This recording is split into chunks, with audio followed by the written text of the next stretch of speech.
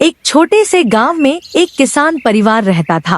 पिता खेत में मेहनत करते, माँ घर संभालती और छोटा बेटा रोहित स्कूल पढ़ाई करने जाता और घर में अक्सर अकेला महसूस करता।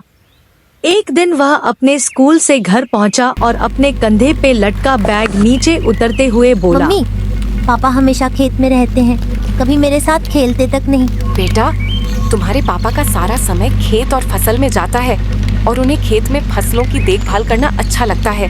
तो क्या पापा को मैं अच्छा नहीं लगता? ठीक है, ये सवाल का जवाब मैं खुद उनसे ही ले लूँगा। क्यों ना मैं खुद खेत जाकर देखूं, आखिर पापा वहाँ इतना समय क्यों बिताते हैं।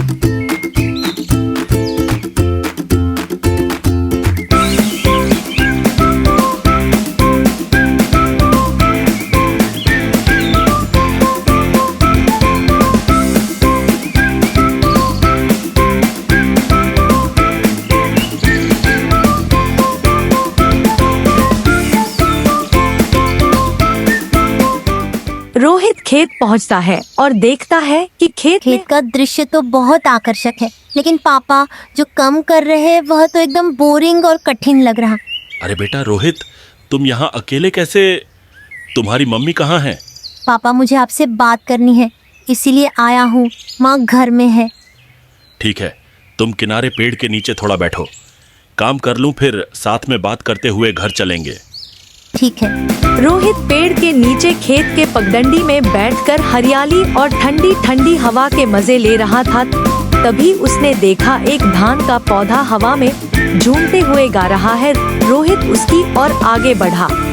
तभी अचानक एक धान का पौधा हवा में झूमते हुए बोल पड़ता। हेलो रोहित, कैसे हो?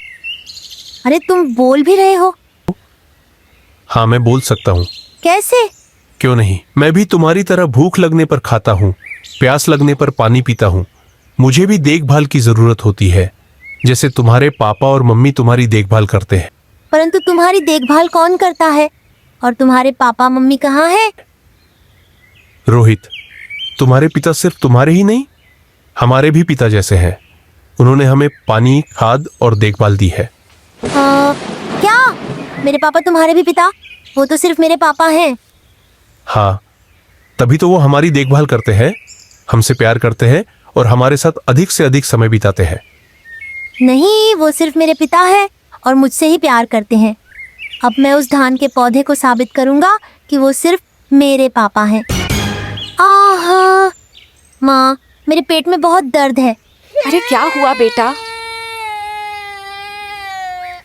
रोहित बेटा, कहाँ दर्द है? मैं यहीं हूँ, चिंता मत कर, मैं अभी डॉक्टर को बुला के लाता हूँ। डॉक्टर के चेकअप के बाद भी रोहित पेट दर्द का नाटक करता रहा।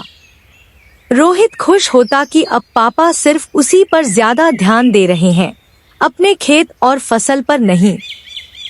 खेत की हालत बिगड़ने लगी और यह देखकर रोहित को अजीब सी खुशी हुई। भाई, आजकल तुम्हारे खेत का हाल कुछ ठीक नहीं लग रहा, पानी कम पड़ रहा है। हाँ, पिछले दिनों खेत की तरफ ध्यान नहीं दे पाया।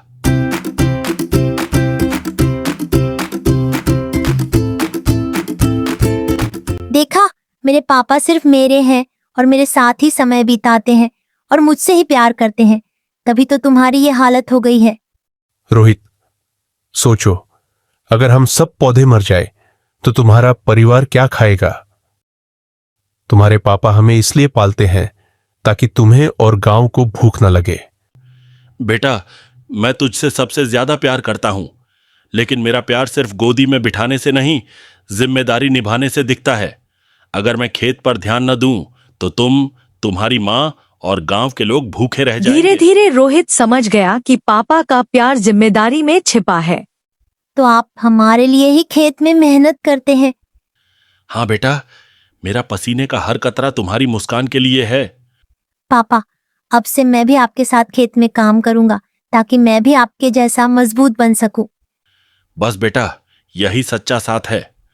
प्यार हमेशा गोद में बिठाने से नहीं दिखता, कभी कभी वह जिम्मेदारियों में छुपा होता है।